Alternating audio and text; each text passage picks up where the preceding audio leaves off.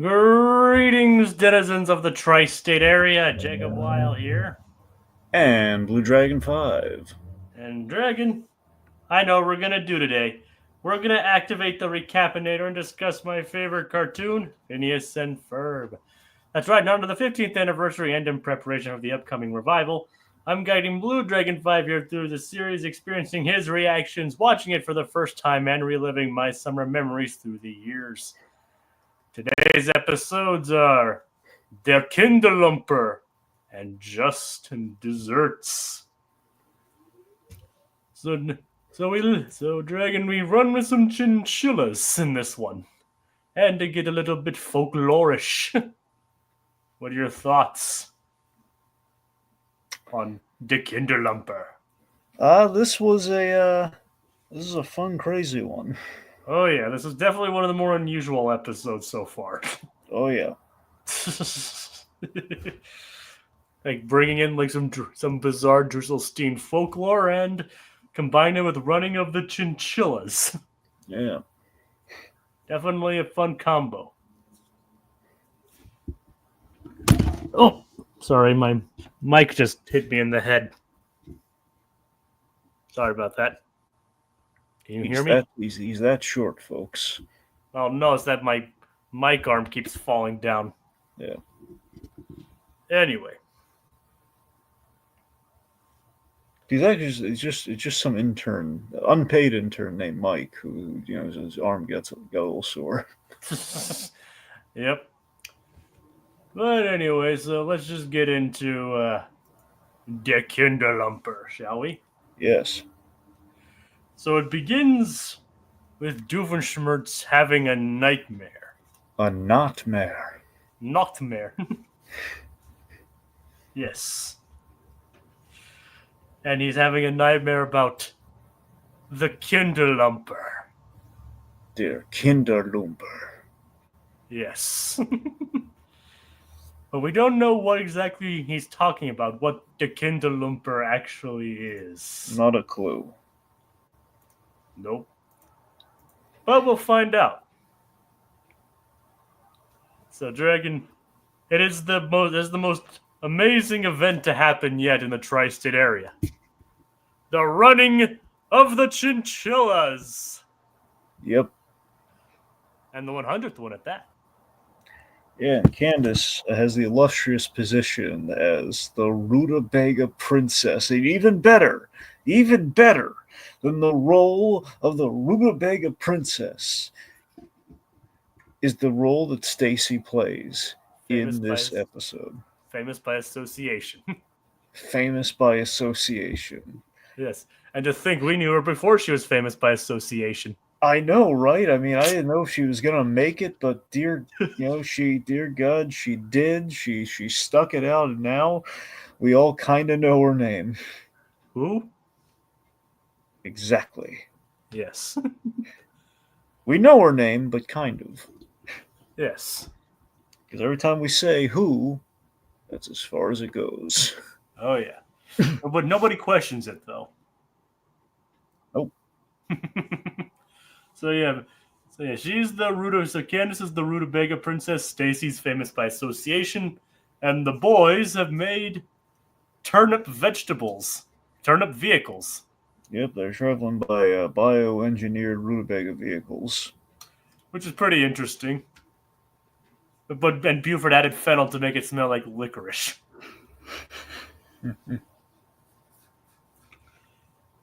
I mean, maybe Buford has a bit of a sweet tooth. Sounds right. Well, he loved the next episode. Oh yeah.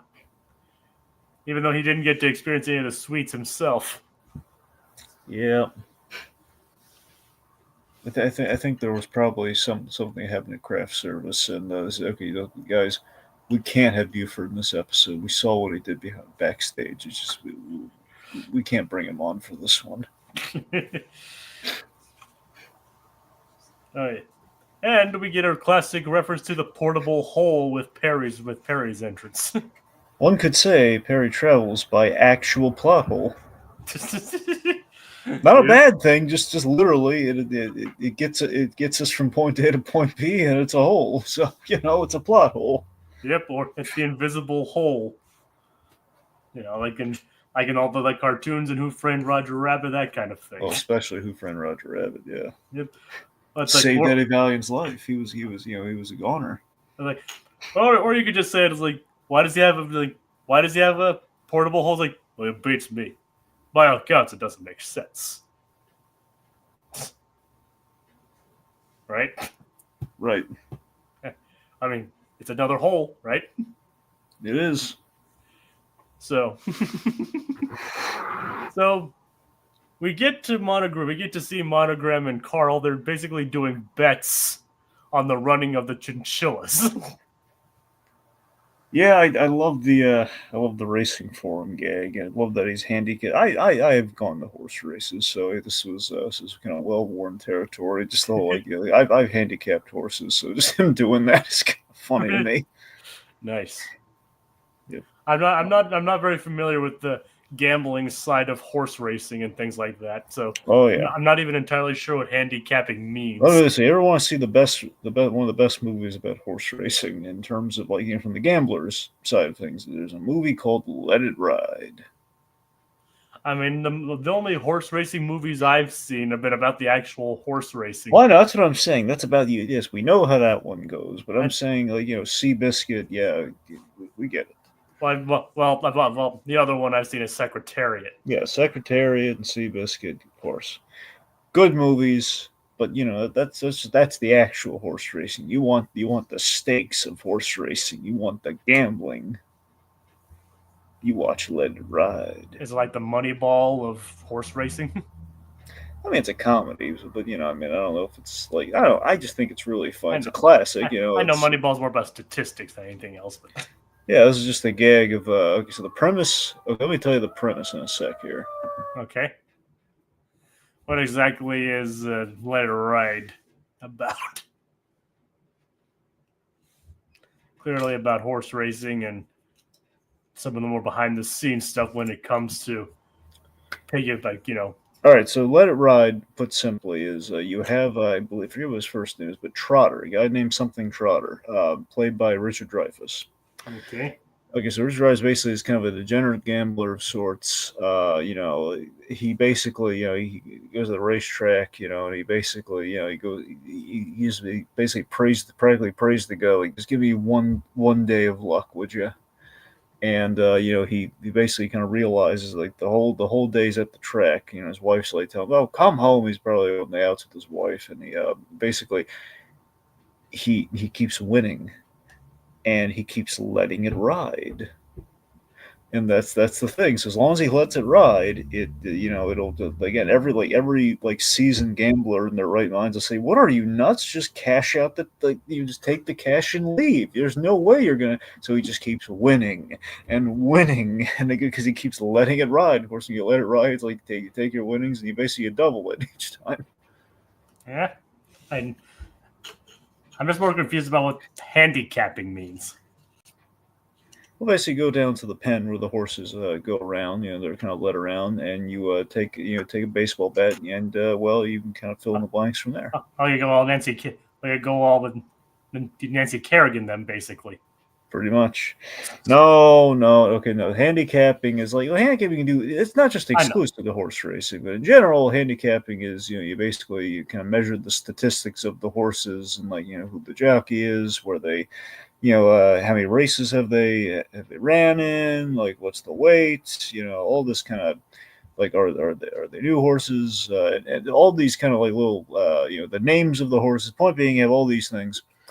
And you kind of basically narrow it. The handicapping is narrowing down your search. That's essentially what handicapping is. Period. You kind of go by measuring it measured by the other competitors, the other kind of options, and as you whittle it down until it's you have that's handicap. Basically, you kind of you X out okay, no, not this guy, not that guy. That horse is too fat. That horse just just lost its lunch. You don't want. Well, folks, you're getting a lesson on horse gambling here. Yeah. So plus the old adage is go for your lungs on the 4-horse. I have no idea what that means. No, it's a fun way of just saying like bet it all on a specific horse. So like let it ride. One of the big lines is like go for your lungs on the 4-horse. I might have to check this movie out. Oh yeah. It's like, well, you know this. I always said this. The Recap-inator was educational in some way. Yep, much like the show. Yep. So apparently Monogram is handicapping, going for Dryer's Dust with Squeaky Toy. Exactly. And those are the Chinchillas' names. Yes. More relatively normal names than a lot of the stuff you hear in horse racing. Yeah. all that does is remind me of like the Family Guy gag where he's like calling out a bunch of like, wait, what is going on? And followed by, wait, who is that? Yep. When we have like Lois like running onto the track. Yep. Yep. I mean, people have said they name these horses ridiculous names just to hear the announcers say them. Oh yeah. So what's the metric for betting on chinchillas? Dragon? Well, I mean, again, it's similar. Like, how many races have they run? Given that's the 100th, running of the Chinchillas, are they breaking their maiden? Are they, are they mudders? Are they fodders? Hello, mudder. Hello, fodder. Exactly. Which is, there's an Abigail routine about, horse betting, which is essentially his motto was a mudder. And the entire opening of Guys and Dolls is about horse racing too. Mm. Have you seen Guys and Dolls? I have not seen Guys and Dolls, actually. The funny thing is I haven't seen the movie, but my school put on a play version of it. Put on the play. No, there's a really funny horse racing gag in the movie Easy Money. It's another classic you should watch. But Easy Money. Oh, this is where we get completely sidetracked from what the actual episode is, kids. So the movie Easy Money. So Rodney is one of the possible. Here's the thing. I like Back to School more at the end of the day, but Easy Money I think is probably the better film. There's like two Rodney Dangerfield movies. 3 if you count like Ladybugs, and you have like a couple spare ones. Like I think in total he probably made, I want to say like 5 like full on Rodney Dangerfield movies, and one of them was like Rover Dangerfield, so that doesn't even count. Where does Caddyshack fit in? Well, Caddyshack I'm saying in terms of like Rodney Dangerfield is like the star of the movie, kind of Rodney Dangerfield. So you got like so there's Easy Money, there's Back to School. Those are the 2 iconic ones. Back to School featuring Robert Downey Jr. You got Meet Wally Sparks, which is, and then Ladybugs, which is not my cup of tea, but some people like. It was like one of the original cross-dressing kind of comedies, and then you have Rover Dangerfield, which which is an animated movie. I mean, look, it's a lot of people dog on it, ha ha. But it's okay. Nothing wrong. It was nice to have if you're a Rodney Dangerfield fan, so you kind of have to check it off. You have to check it off the list. Like, okay, I've watched it. Anyway, point being, yes, Easy Money and Back to School, the best ones that he did. I like Back to School. Easy Money is he's he's kind of a guy who's into hard living. He drinks, he smokes. He a little bit of drugs on the side. He's working guy, he's he basically goes to the casino, he goes to the racetrack, he bets. Point being, all these vice. The man is enraptured in vice, but he's an average Joe. And basically, his mother-in-law is a rich lady, and she dies, and in her will, his mother-in-law hates him.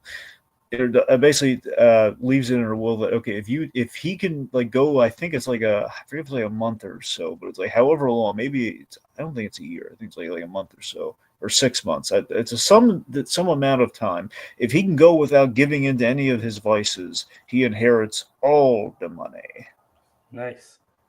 So that's kind of the challenge. He's kind of going crazy, not being able to do all of his usual stuff. And anyway, I bring this up because at the start of the movie, you have to show, what's his day-to-day like?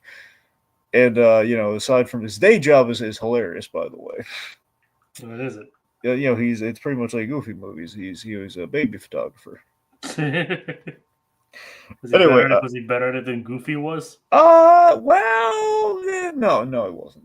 No, he wasn't. It's Goofy. Goofy did a great job at that one though. So no, he's nowhere near as he's entertaining. I'll give you that. So yeah, because Goofy was actually good at his I job. think Goofy was really good. I said no, he is nowhere near as good as Goofy at that job. But there were a couple of really funny things that happened with him on the job. One of frankly, he's a terrible photographer, but. The fact is, we put him in these situations really funny. Like, there's a kid who I think is on like the I forget if he's on like the little Weeble Wobble horse thing, like the little spring loaded thing. Yeah. And he's just again, this is him like on withdrawal from like giving up all the vices, and he's like shouts and curses at the kid, and it's just really funny. All right. Anyway, so my point is, at the start, he and his buddies, including Joe Pesci is one of his buddies who owns a plumbing business. Anyway, so they they go to the racetrack, and there's some racetrack gags, and one of the funniest ones is that they bet on a jockey, and the jockey loses, and I think it was Joe Pesci, his character specifically, got so mad. And this is like the horse racing that had like the little cart behind him.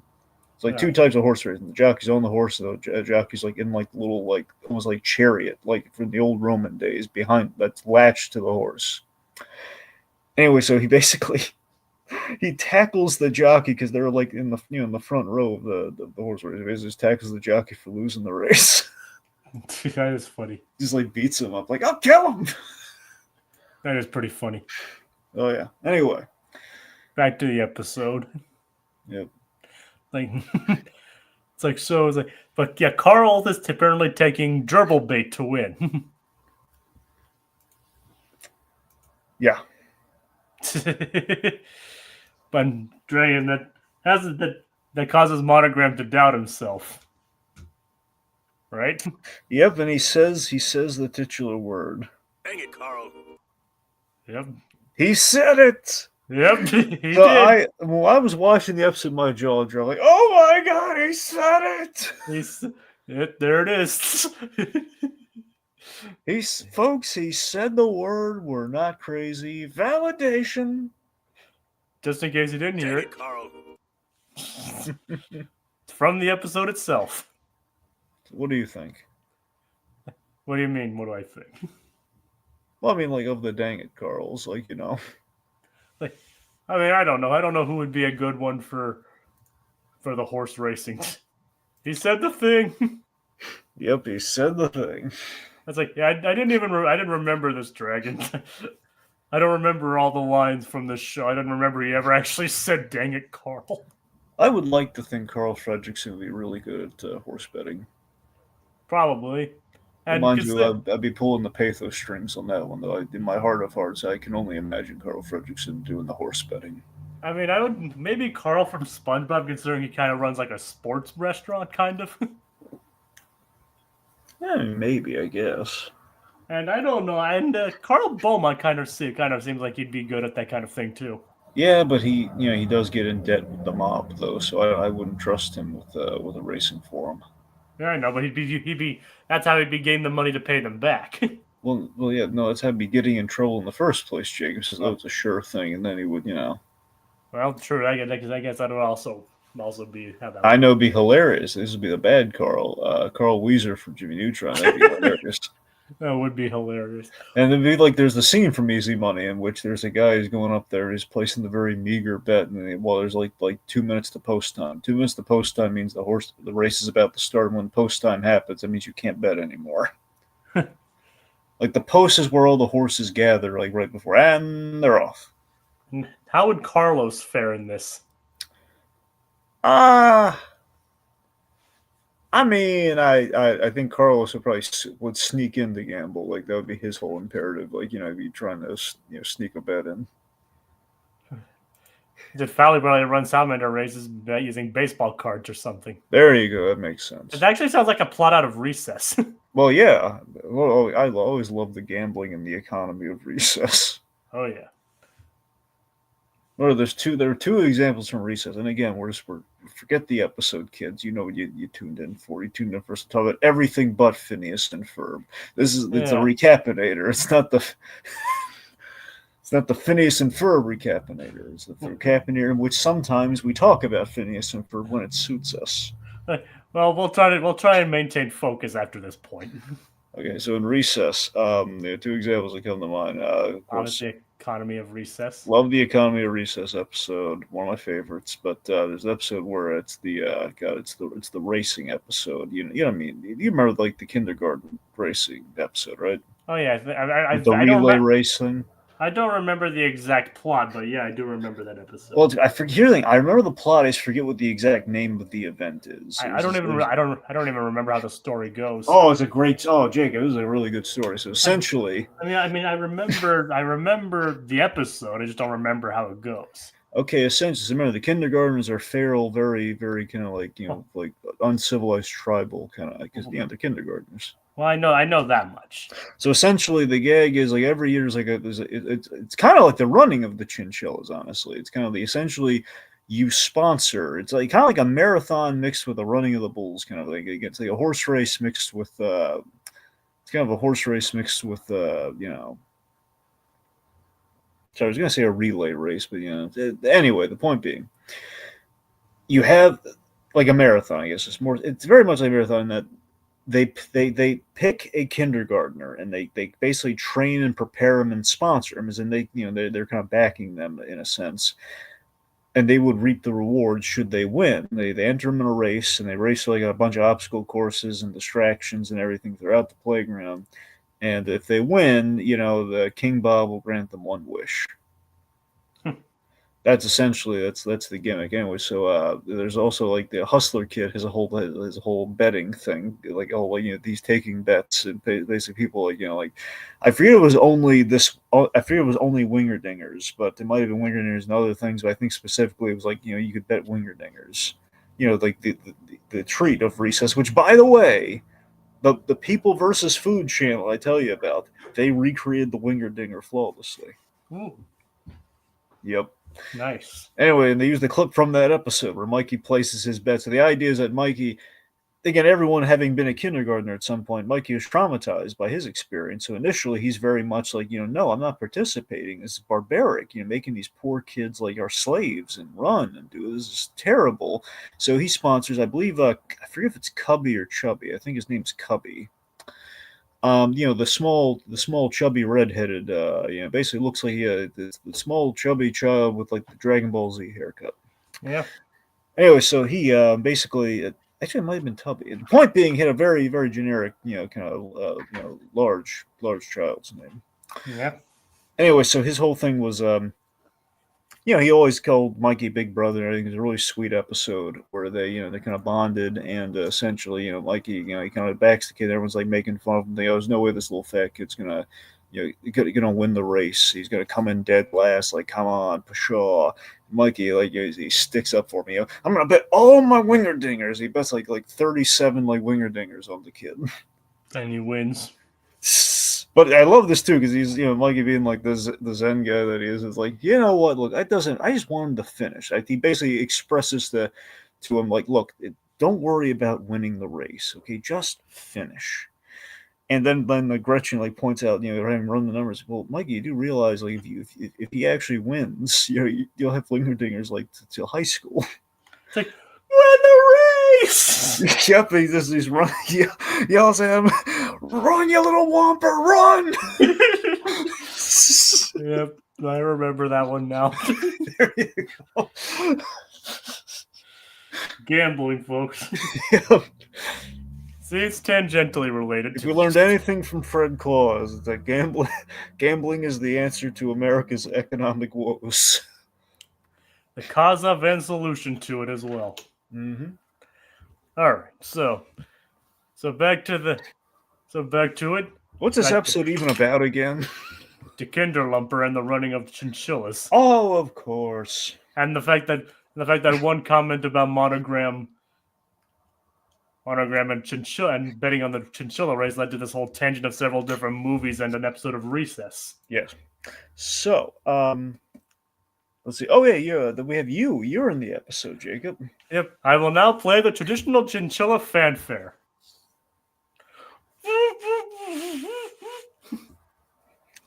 Yep. Candace was not a fan. No, she wasn't. Meanwhile, so again, we have the running of the Chinchillas, in which Candace realized, oh wait, I should have really given myself a head start here. So she's running with the Chinchillas. Instead of running on the Chinchillas. Well, that's the thing. So Stacy is actually, oh my god, here's a Jacob. Do you know what time it is? I think I do, Dragon. It's gritty Pretty reboot reboot time. time.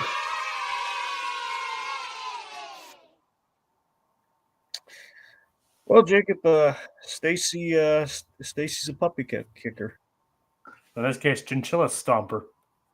Yeah, that's the thing. Wait, are chinchillas not dogs? No, they're little rodents.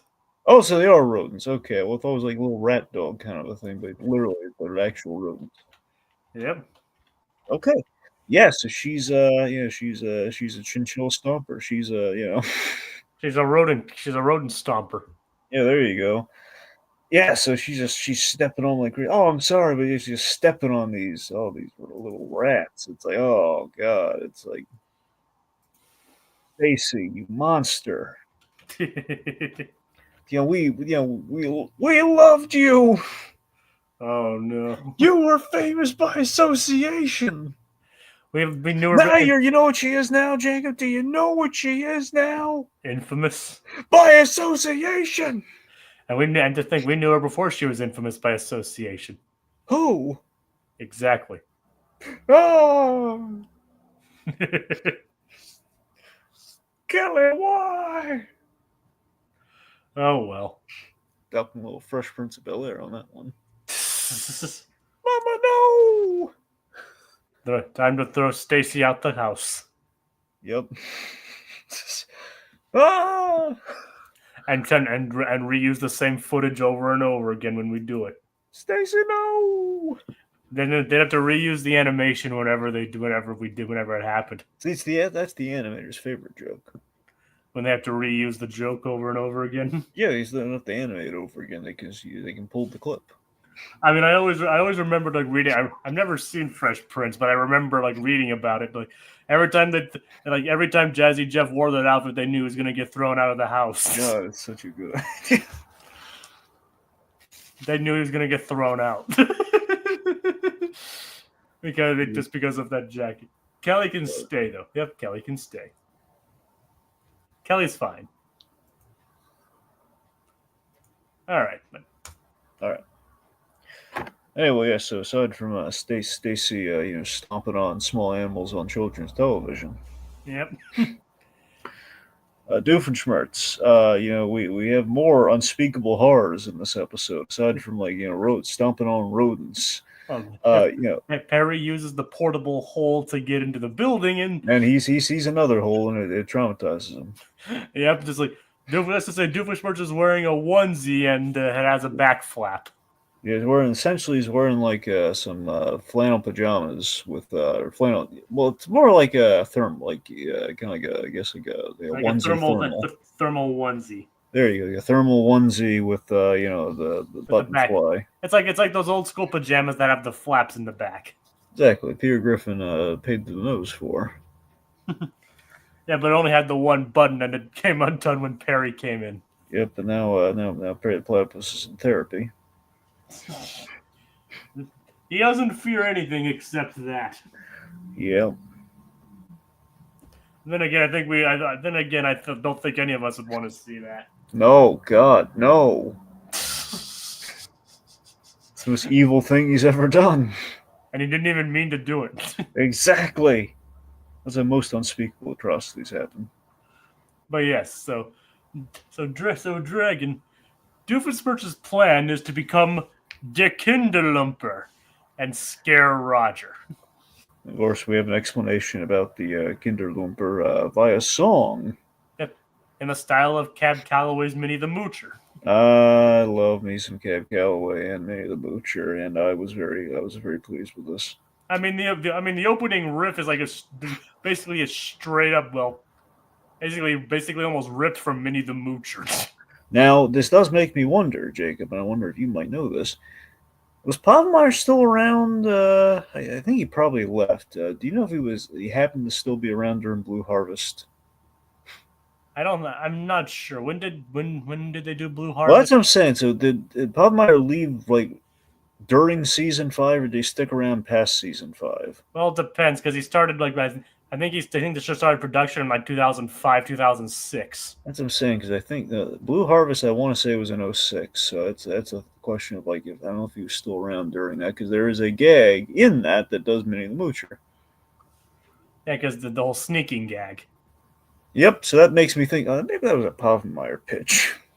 I said I'm not sure. Maybe that was just somebody else on the staff of being a fan of Cab Calloway. Well, also it's just Povenmire's two greatest loves. You got Star Wars and maybe a little bit of Cab Calloway. Yep, I guess so. I mean, of course, a lot of people are familiar with Cab Calloway through the Blues Brothers. Yep. I mean, that's where I'm mostly familiar with Cab Calloway. Well, that's the thing. So there's a good chance that if it wasn't, Bob Meyer didn't just throw that in there, it might have just been Blues Brothers. Yep. But yeah, like I really enjoy the musical number, and it has a bit of foreshadowing too. It's subtle foreshadowing, basically because it's a song that his mother sang to him. Yep, and basically the idea is the Kinderlumper is like he's kind of like Krampus meets the Boogeyman for Drusselstein. Yeah, and it's like, and basically he goes after people for basically just existing. Yeah, there's nothing you can do to please the Kinderlumper. It's like if you make bubbles in the bathtub, breathe, blink, look to the right a little bit. Yep. The Kinderlumper's gonna come after you. Oh yeah. So basically Heinz's mom sung him a song about an evil troll creature that comes after people for basically just existing. And gave him nightmares into adulthood. Exactly. And if you, I also love kind of the subtle shadow to the Grinch here too. Everyone is slinking around. Yep. The Kinderlumper's gonna get ya. The Kinderlumper's gonna get ya. He's gonna get you good. Really good song. Oh yeah. Obviously big brass band, Cab Calloway style. Doof even looks good in a white suit. He pulls it off quite well. Oh yeah. Pulls it off there in the onesie. Yep. Well, I think he threw on the onesie, put it on over the onesie though. Well, yeah. But things don't go according to plan. Doof does become a Kinderlumper, but so does Perry. So basically, it's kind of a Paul Bunyan effect. Yep. He becomes this giant troll monster with his costume and goes to wreak havoc. Admittedly, Paul Bunyan might have been better with a platypus. Probably. I mean, it's a giant blue ox, so. Yeah. So a giant blue platypus isn't really too far off. Right? Yeah. I mean, it's just, the only thing we really see Perry as a Kinderlumper do is just destroy the Inator. Yeah. I wish we could have seen more of it, but oh well. So there was a misfire, and it hit, no surprise, it hit the Chinchillas. Because they become all Kinderlumper-esque. Yep. And Borderline Gritty reboot, the boys and the kids get run over. They all perish. Yes. As I'm saying, so they yep, Jacob, yet again, it is gritty reboot time. As I mentioned, no cheering this time since I already did it once. Yep, everybody gets one. Once per stream. Yep. Unless Dragon doesn't hear it, in which case I do it again.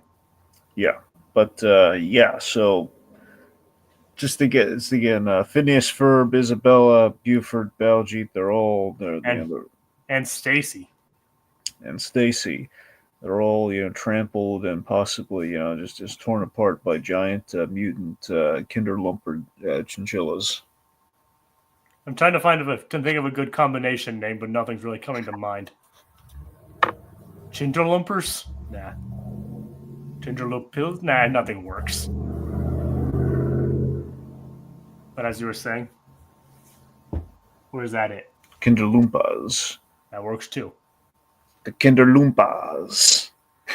That works for me. Let's move. Works for me. Anyways, we guys have the running gag with the newsman. Mike Van Head of a Pilgrim. Yeah. I mean, that's literally his name.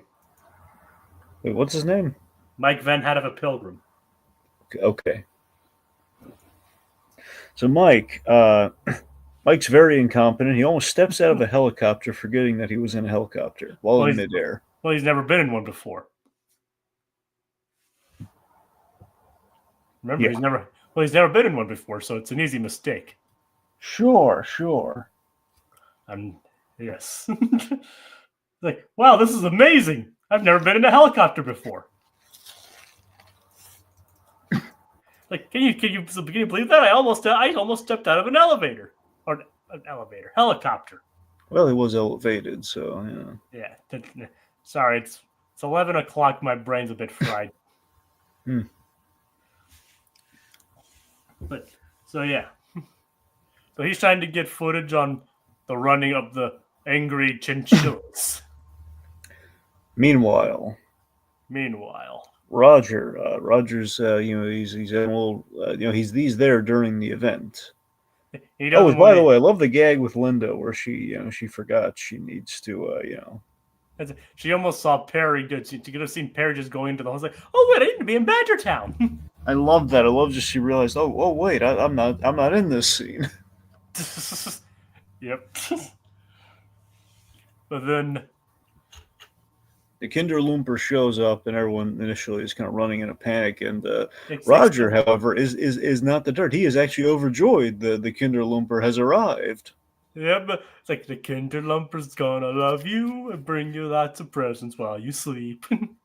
I gotta be honest. Okay, so one, you know me. I love me some John O'Hurley.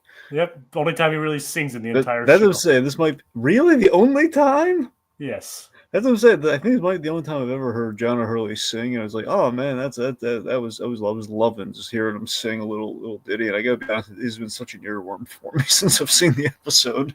I'm honestly surprised you don't have any words to the creators for this. Well, Jacob. All right. Dan Swampy, how dare you? How dare you not utilize this wonderfully skilled performer that we never hear sing? And he's got a voice. He's got a voice of an angel. He's got a voice of a silver-haired angel, and you won't let him do a ditty. You just give him a few syllables of just kind of like an a cappella song, really? It's like, come on, guys. Just I'm deeply ashamed. You call yourselves musical show. Like, come on, John O'Hurley. Yeah. You don't let the man sing. Have you no poetry in your souls? You know what, guys? I expect this remedied. Yes. I expect this remedied in season 5. Or 6. I expect this remedied soon. Better listen to him, boys. Okay, this is a crime. This is a Drusselsteinian crime, guys. Well, let's just be glad we got the little ditty that we did. And the little ditty was fantastic. Yep, but once again, Mrs. Doofenshmirtz just basically just proving that Doof's parents were just straight up horrible to him. Yep. He's like she's basically saying to Hines about basically this thing's gonna come kidnap you for merely existing. And that's what Hines got, and then Roger got the nice song-songy kind of Willy Wonka version of it. And it even gave Roger almond brittle, and he doesn't even like almond brittle. Okay, I gotta be honest. This was my favorite gag in the episode. I just love the idea that Roger Doofenshmirtz does not like almond brittle, and yet he's given to him. He's like, "Well, you don't even like almond brittle." I know, that's why I haven't. That's why I haven't eaten it. Such a good joke. But you remember who does love almond brittle? Whom, Jacob? Heinz loves almond brittle. Yes, he does. So Is it true? He dooey doo. Doobie doobie doo.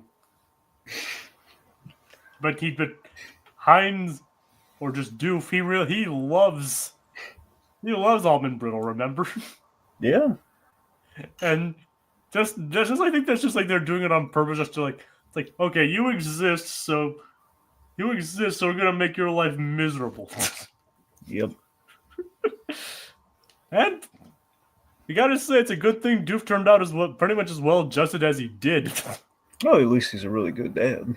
Yep. He vowed to be a good dad. Unlike his actual parents. He may be a bad guy, but he's not a bad guy. Yeah.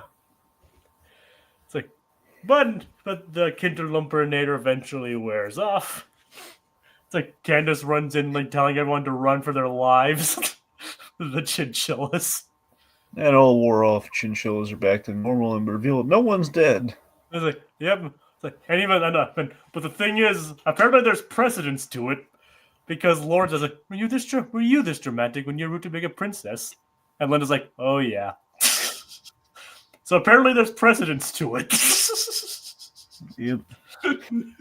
Lawrence gets quite a good zingers to these two episodes. That he does. Especially the next one. Oh yeah. Oh, I'm British, but we'll get to that. And so then we have like we have the helicopter and all the footage, and the Chinchillas hijack a helicopter. Yes, they do. Without end, there's really no explanation to it either. Just a bunch of chinchillas flying away and somehow piloting a helicopter. Yeah. Why does it happen? Do you think Dragon? Do we even just question it at this point? Do you want to? I think there's one thing I can say about this, Dragon. We don't care. There you go. Does that work for you? Yeah. All right. You don't care, do you? No. Neither do I. So I think that does it for Kinderlumper. It's a fun episode, especially the song and the titular character himself. It always is interesting to learn more about like Doof's home life. Always like figure out just how much more messed up can his home that his childhood be. So, but that brings us next to just desserts, where things get a little bit sweet and a bit British. So, thoughts, Dragon, on just desserts? The Great British Bake Off. I still haven't actually watched that show.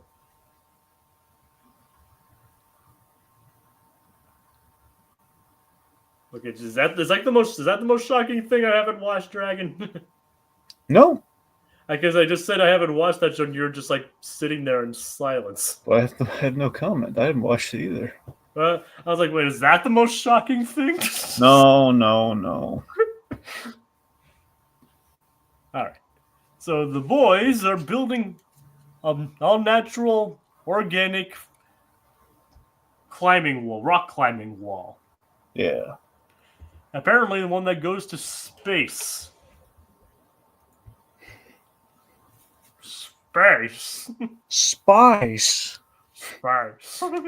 I gotta wonder why Baljeet's bringing up wait, why does it have to be organic? I don't want to eat the wall. No way saying he had to eat it. Although he's convinced though.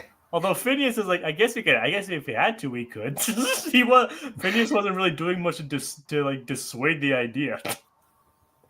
So let me tell you how devious Phineas Flynn Fletcher is, kids. He's just okay? Phineas Flynn. He's not Phineas Flynn Fletcher. Let me tell you how twisted Phineas Flynn is. Okay. Okay. Forcing his best friends to eat yard clippings. Oh. And it wasn't even the initial plan. Is Baljeet saying this? Is, you know what? Yeah. Let me see if I can get this rube to eat yard clippings. Let's see if I can get him to do it. Dragon, you'd want that on season 1, Baljeet, though. I would build a monument in lawn clippings to that. of Baljeet having to eat lawn clippings and just like with a little button you could push. It's like oh, I'm eating lawn clippings. This is terrible. It's like, well, yeah, you sure enough opened your mouth. Yep. I'm opening my mouth and I'm eating lawn clippings. But not anymore. You wouldn't wish that on I current. should have done my own work. You wouldn't wish that on current Baljeet, though, would you? No, not current Baljeet. No. But season 1 Baljeet, though. Yeah. Why are my pants so stupid?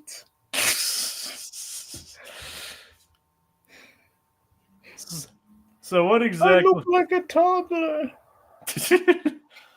So what are Linda and the Lawrence up to, Dragon? Stereotyping the English. Yep, pretty much.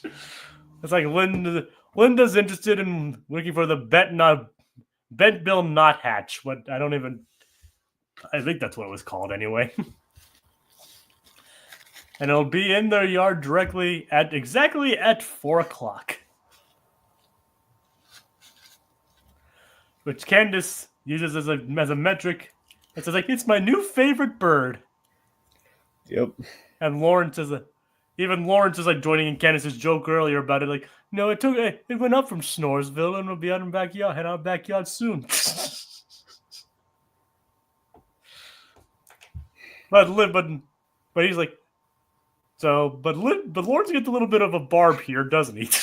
Yeah, the impression is Lawrence does resent the stereotype that because he's English, he's essentially an amby-pamby who is like, oh no, I much would rather watch birds. It's like, see, she thinks this one. Oh yes, and I'm British, so you think I'm supposed to like bird watch? Oh, British, so I'll be in the conservatory with a cup of tea and a crumpet. It does actually sound rather nice. It does actually. That's what I'm saying. So that whole part of it. Well, look, the English.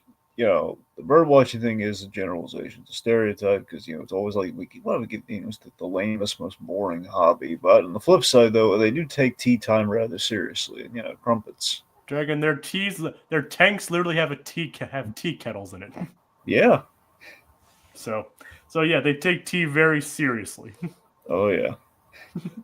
But being in the conservatory with a cup of tea and a crumpet, that actually does sound very good. Yep. I mean, can you just imagine just like sitting in the conservatory next to a fire, just sipping a cup of tea and eating a sweet treat like that? Oh yeah. It'd be a great way to relax, wouldn't it? This does bring about a moment from Batman Beyond. Okay. There was actually a bittersweet moment in Batman Beyond. It's like one of the few times we kind of address Alfred in his absence. Where it's a little moment, but you have Bruce Wayne has invited Barbara, so you can kind of discuss the elephant in the room, which is Terry McGinnis, like being active as Batman. It's like way back in season 1. I think there's a moment where he's like, he basically made tea for Barbara, and it's like he could never get it right as Alfred, and I could never get the he used to make those little. Like she said, like tea cookies, or I guess he said like those little tea cookies, like crumpets. Oh yes, crumpets.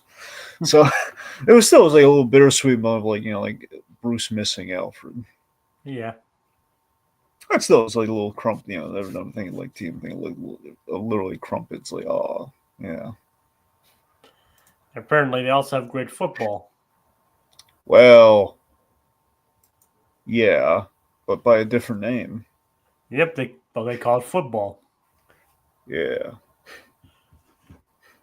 Even though they're also the ones that came up with the name soccer, so yeah. And they're like why do you call it soccer? It's like because you came up with the name first. But it did lead to a good show, nonetheless. Oh, absolutely. Which, by the way, you should watch Shrinking, Jacob. I know, I just don't have Apple TV Plus anymore. All right. Yeah, because Brett Goldstein, they added him to season 2 of Shrinking. Nice. He's got a big role, too. It's important. I'll have to give it a watch. He did something bad. Oh, boy. Something really bad. And he sounds different. He sounds very different. He doesn't sound all like Roy Kent. The great Roy Kent. Yeah, it does not sound like the great Roy Kent. Which, if you rearrange the letters, well, we're not going to say that here. Oh God. Anyway, I really do need to get back to Apple TV Plus. Yep. If just to check out Shrinking, and if they ever bring back Ted Lasso. Yeah. Which Plus I don't you think get the Peanuts stuff too. Yep. But meanwhile, the boy Isabella is planning on recording the giant book of Fireside Girl knowledge, basically. It's going to take basically an extremely long time. It's a book basically the size of a recording studio.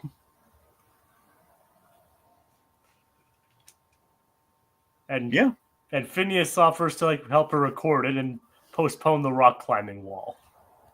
Candace says, no, you guys keep with your rock climbing wall. I will go record. Now, here, I actually learned something. Jacob, it's very timely. I swear to God. Okay. I learned this like a few days before watching the episode. Yeah. So I think I mentioned this earlier. I got a Christmas gift, basically the Blu-ray of Cowboy Bebop, the series. Yeah, you mentioned that. And I learned two things. Yeah. In terms of the production, like basically they have a number of really good bonus features with the the dub cast, with Steve Blum and company, Wendy Lee, everyone. So pretty much all the mainstays, all the big five were there. I don't know all the others. Those are the only two I can really name. Exactly. I'm blanking on the other names as well, but they were there. Because I have yet to actually watch Cowboy Bebop. I hear it's fantastic. Oh, it is. It's really it was like the Toonami show, Jacob, like the original one. So much so that then we get like, hey, let's get the coolest character from that show to play Tom. Oh, well, I remember Tom. Yeah. Anyway, so two things I learned from that. Yeah. Okay, one. So they were kind of mentioning kind of this whole round table thing that they apparently in the voiceover industry, voiceover actors, they dread audiobooks. Yeah. So even the skilled voice actors, they dread doing the audiobooks because it's a long, intensive recording process. Which Candace, everything Candace goes through that's pretty authentic. Mind you, they would take breaks. That's the thing. But you only get paid to do hours of work. Because the way they record it's always a nightmare. That's why rarely will you ever hear like a voiceover actor do an audiobook. That's not saying it doesn't happen, but rarely will you see it. I mean, there are people that just dedicate their careers to doing audiobooks. Exactly, that's what I'm saying. You have like professionals that do that, who that's what they do, or celebrities who will venture into it because they kind of have to. But or sometimes the authors do it themselves. That's what I'm saying. Like, when I say celebrities, I mean like the author celebrity in terms of the memoirs and stuff. But yeah, I mean, like there are actual fictional novels where the author themselves narrates the book. True. I think I don't have Kindle, but that's there's a whole industry to it. Or I don't have Audible, the Amazon thing. I do have Audible. Well, I mean, I had Audible, but I don't have it anymore. But I can still access it. So I'm familiar with Audible. And we're not sponsored by it either.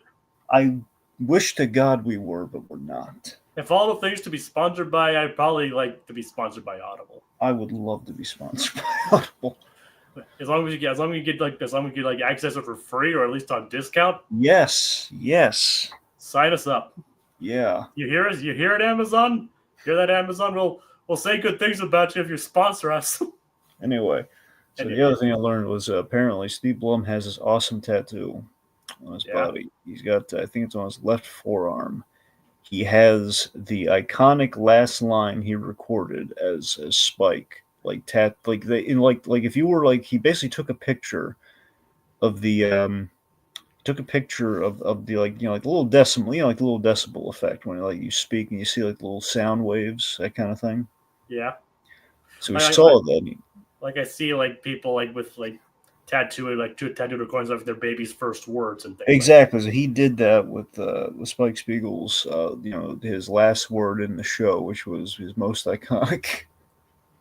Like I want to say I want to say I know what it is, but I know I've heard it. But do you want me to just tell you or no? Yes. Are you sure? Yes. Just I mean I've seen the word, I've seen the phrase before. Like I've seen pictures of it. Okay, it says bang. All right.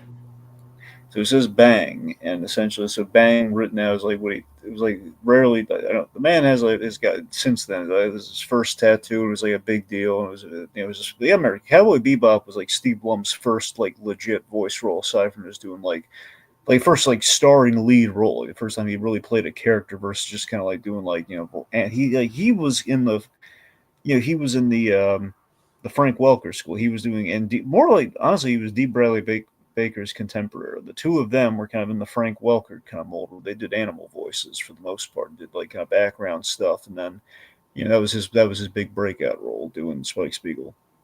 Oh, yeah. Anyway, so just roundabout way of saying audiobooks are hard. Yes. And I learned that Steve Blum has a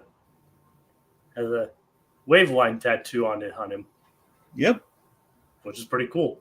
Oh yeah. I'd love to meet Steve Blum. Yeah, he's so awesome. Yeah, have you actually met him?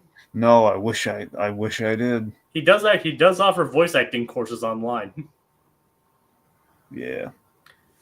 You have to pay for them, of course. Unfortunately, yeah. But so yeah, if you want to get voice acting lessons from a master, then you have to pick though. You got to pick between Steve Blum or Rob Paulson or D. Bradley Baker. He offers them too. Yep. Well, there you go. And all three of them do. So yeah. Oh, by the way, congratulations on your new movie, Jacob. What do you mean, my new movie? Your new movie. Yeah. Yeah, tell them about it.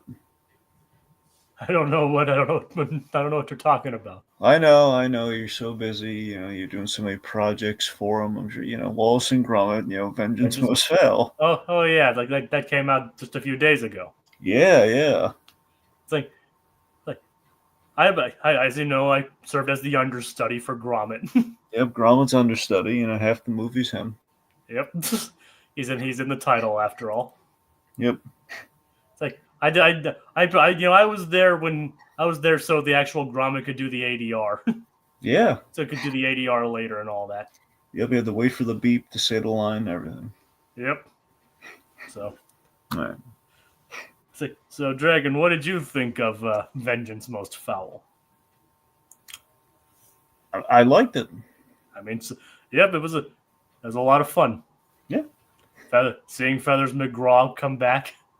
Mm-hmm. It was a surprise. Well, not really a surprise. It's in the trailer, but no, I liked it. I liked it a lot. Kind of wish you would do so. Kind of wish we would discuss it on an actual podcast. Anyway. But yeah. So Candace, so you assist Candace in this episode, Jacob. Yeah, so I love how Isabella's like, so you get to do all the work while I get to hang out with Phineas. Cool. It's like Isabella sees that as a win-win. Yep, but she asks, like, do you know anyone who can run a soundboard? Yeah, he did the thing, folks. That's what he did in the episode. Yep. Animated Jacob right there. Yep, I'm in both episodes this time. I know, yeah. You need a writer soon, Jacob. Uncle Ted's like, if I had the money for it, I'd take courses from all three, referring to our test for Steve Blum, Rob Paulson, and D. Bradley Baker. Yep. I mean, so would I. Here's the thing. Rob Paulson will teach you how to voice act. Okay, D. Bradley Baker will teach you how to do animal sounds. Basically how to do the impossibly, the impossible, voice acting stuff. And then Steve Blum, he'll teach you how to be cool. But they're all cool, Dragon. But he's Steve Blum though. Literally, he's Wolverine and Spike Spiegel.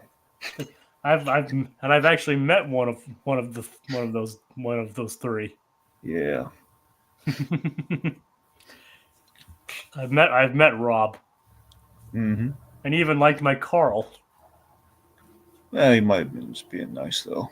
I know, but he's never. I don't think he's gonna actually like dissuade anyone from being like pursuing a voice acting career. Yeah.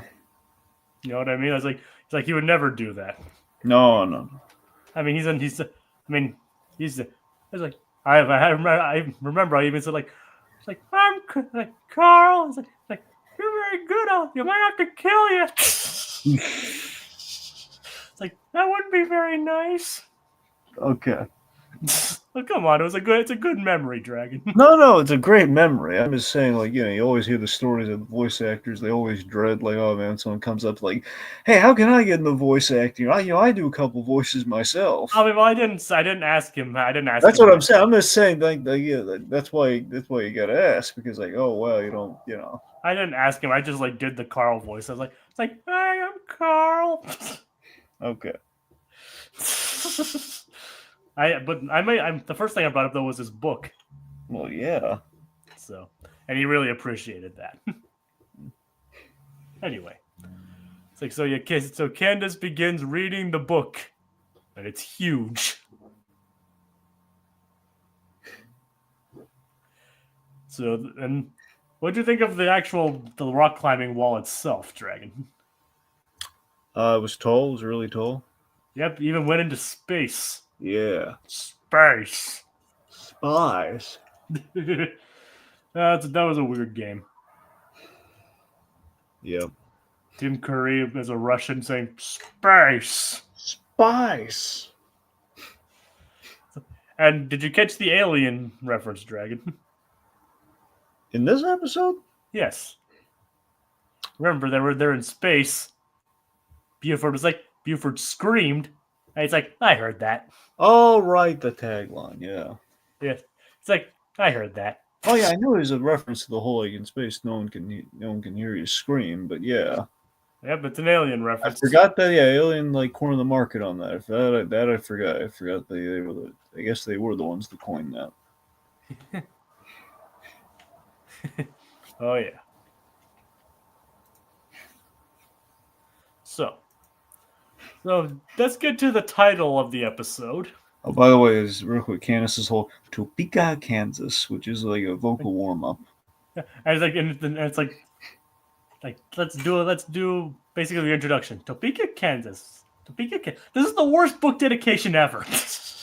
Which also was a gag in the monsters, some of the Monsters Inc. supplemental material. Oh yeah. I mean that's the thing. It's like little do you know, some people know like before they do recording, they make weird noise with their mouths to get used to the. Like they go like, pop, pop, like, do things like that to warm up their vocals. Topeka, Kansas. Yes. Topeka, Kansas. Yes, things like that. So, what do you think of Doof's plan? It's deliciously evil. Yes, if ultimately doesn't make much sense though. Not in the slightest. So basically, his idea is to bring out the Dessertinator. So basically, his plan is to ruin his brother Roger's dinner plans by making it dessert, making him bring out the dessert, therefore creating the social cue to end the party early. Yeah, it's very much kind of when the dessert's brought out, things it's the coffee and cake principle. It's like, okay, we're signaling we want people to leave. Yep. Even Doof's like, okay, I know I'm kind of grasping at straws here. Like, even he's aware that this plan is kind of not a smartest idea. Actually, traps Perry in in the gingerbread house, which is awesome. Gives little gumdrop slippers. And apparently, it's bigger on the inside than it is the outside. Oh yeah. So it's like it's a cozy little house, wouldn't you say, Dragon? What it reminds me a little bit of Woodstock's.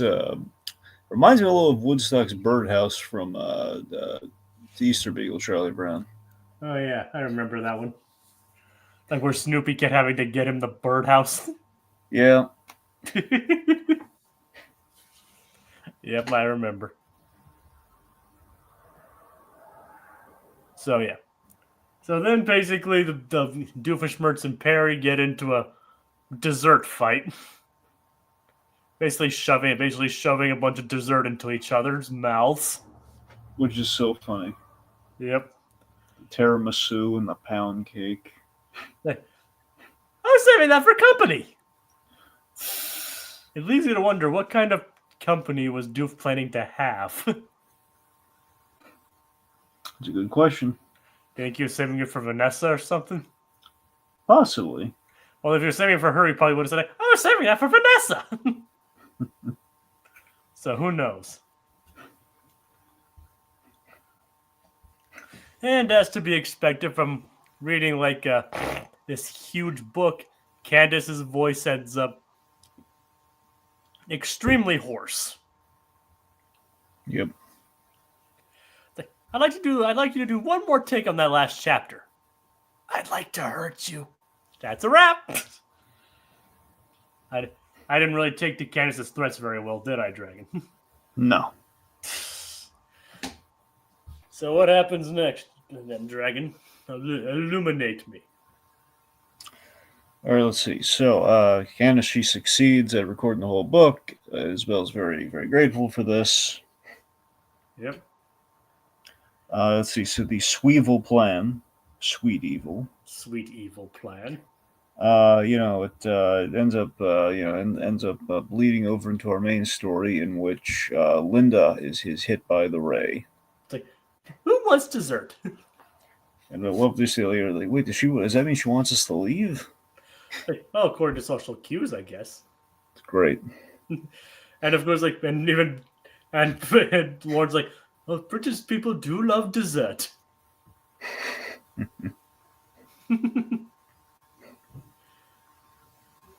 And of course, the birds do arrive,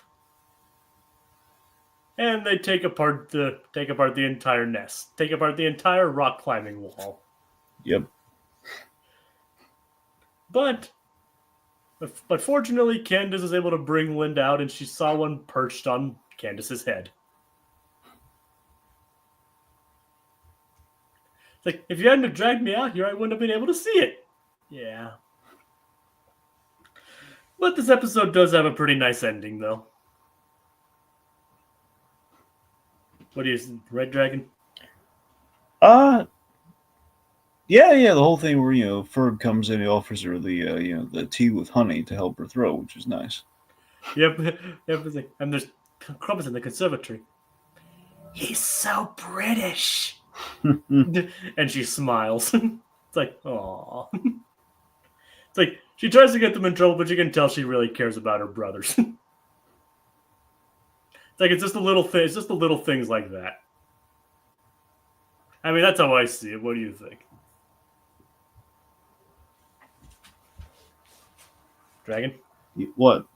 I said it's just the little things, but it's things like that I really enjoy. Those like little moments that show she actually does care about Phineas and Ferb. Yeah, they're very nice. Yes. Yep. Well, I think that does it for these 2 episodes, Dragon. What are your thoughts on this week? Well, one episode was delicious. The other one was pretty darn funny, and you also got chock full of great reboot material. Yep. It's like, I'm surprised we didn't go off on more tangents about the food animation in this episode. Well, we had to draw the line somewhere. Yeah, considering we went off on like a gambling tangent. I know we did call about Wingerdingers and stuff, so Yeah, so I don't even remember. Did they ever actually show what Wingerdingers looked like outside of the bar, outside of the wrapper? Oh yeah, they did. Yeah. Oh, I don't even remember what they looked like. That's what I'm saying. They've recreated in live action with that people versus food thing. So All right, I guess that's fair. Yeah, it's kind of like it looks a little like a Swiss roll. It's kind of like it's a chocolate. It's kind of like a chocolate cylindrical thing with like a white cream strip. I guess inside and maybe on the top. Aqua 10 really liked our gambling tangent. Oh yeah. See, this show can be educational. Next week we're gonna teach the kids how to play blackjack. Actually, next we're going to learn about bees. I might call in sick for the next episode. Well, Dragon, I can't do this all by myself. Sure you can. And this week we didn't even reference Freakazoid once. Or Batman. Wait a minute. Hold on. Oh boy. So I'll make sure, because I could have sworn I had a Freakazoid reference somewhere. If you didn't bring it up the entire time. But no, that's what I'm saying. I'm trying to remember if I want to make sure I didn't miss anything. Maybe it wasn't anything. I guess. Well, I guess all I'll say is this: Hugbees. But yeah, that's for next week, though. Yeah, I know. Yes, it doesn't count. Well, there you go. Way to bum us all out, Jacob. Bumblebee? Doesn't count. Yeah, that's bum in it. Is the dessert from Anubis Food Market? Maybe Aquatad. Is the dessert so good you can eat it? Jacob, the dessert is so good you can eat it. Yes. One of these days, Cosgrove's going to send us a telegram that just says "cut it out." Yeah. And then we'll just have to cut the tangent. Then we'll have to cut the tangent short because if he tells you to cut it out, you cut it out. Yep. Yeah, remember he even got the Warners to behave. You did. So and thus we managed to fit Freakazoid into this. There you go. Paul, that's probably going to become a once-an-episode thing, as if it hasn't already, right? Yeah, probably. Somehow tie it to... It's kind of amazing that Freakazoid only had like 24 episodes, like 24 half hours, or whatever, and it still manages to creep up so much into this show. You guys realize I had a better Freakazoid joke I could have used. Well, lay it on me. Well, basically, again, if I called in sick, you could basically use your hand as your podcasting sidekick. You know? Oh God! Like, what did you think? What did you think of the episode this week? I thought it was okay. I think my voice would go sore from that. Yep. That's not a co-host. That's your hand. As you can see, it's clearly my associate, Blue Dragon 5.